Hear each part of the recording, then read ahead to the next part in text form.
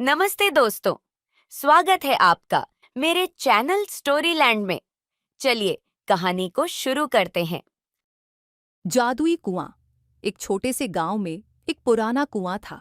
कुआं गांव के बाहर एक घने जंगल के पास था और इसके बारे में कई कहानियां ये प्रचलित थीं। लोग कहते थे कि यह कुआं जादुई है।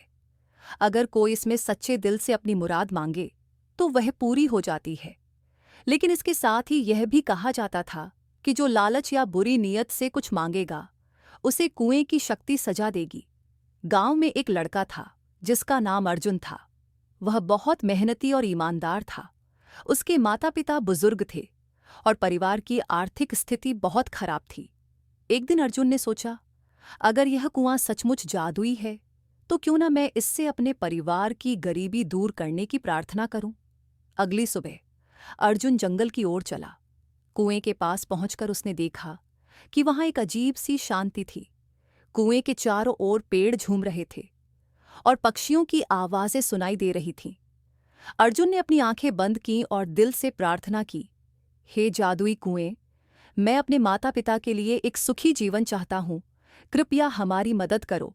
जैसे ही उसने यह कहा, कुएं से एक तेज रोशनी निकली और एक मधुर आवाज गूंजी, तुम्हारी प्रार्थना स्वीकार की गई है, लेकिन याद रखना, तुम्हें मेहनत करना बंद नहीं करना है।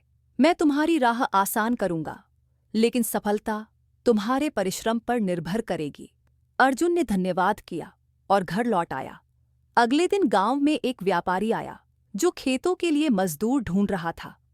अर्जुन ने उससे काम मांगा और उसने अर्जुन को एक अच्छा काम दे दिया।